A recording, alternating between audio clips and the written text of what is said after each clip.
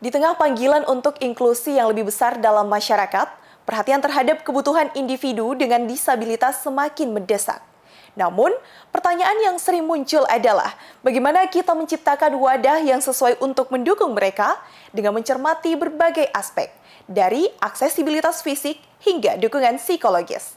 Kita dapat menguraikan komponen penting dalam membangun wadah inklusif yang melayani kebutuhan disabilitas. Berikut liputan selengkapnya untuk Anda. Dalam upaya untuk mencapai inklusi yang lebih besar dalam masyarakat, penting bagi kita untuk memahami kebutuhan individu dengan disabilitas dan menciptakan wadah yang sesuai untuk mendukung mereka secara holistik. Wadah ini tidak hanya harus mencakup aspek fisik seperti aksesibilitas bangunan dan transportasi, tetapi juga aspek sosial dan psikologis yang memungkinkan mereka untuk merasa diterima dan dihargai. Salah satu aspek yang penting adalah memastikan bahwa infrastruktur fisik seperti bangunan, transportasi umum, dan fasilitas umum lainnya dirancang dengan memperhitungkan kebutuhan orang dengan berbagai jenis disabilitas. Ini bisa berarti memasang rampa, lift, atau tangga yang lebih rendah, serta menyediakan tanda-tanda braille atau sistem navigasi untuk mereka dengan disabilitas penglihatan. Selain itu, wadah inklusif juga harus menawarkan dukungan sosial dan psikologis yang memadai.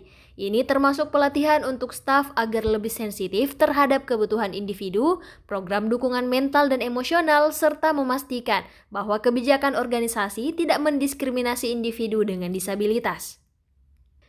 Namun, penting untuk diingat bahwa setiap individu dengan disabilitas memiliki kebutuhan yang unik dan tidak ada pendekatan satu ukuran untuk semua dalam menciptakan wadah inklusif. Oleh karena itu, melibatkan komunitas disabilitas dalam proses perencanaan dan pelaksanaan sangatlah penting. Ini memastikan bahwa wadah yang dibangun memenuhi kebutuhan sebenarnya dari mereka yang akan menggunakannya. Banyak.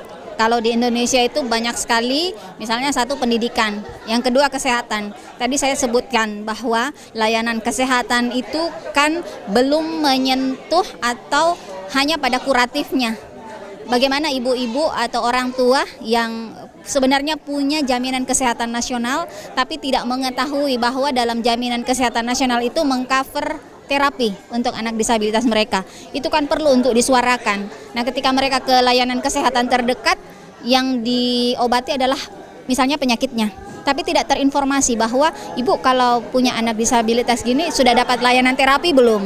Sudah terapi gratis belum? Nah, itu kan yang menjadi persoalan sebenarnya. Itu salah satu tantangan. Yang kedua adalah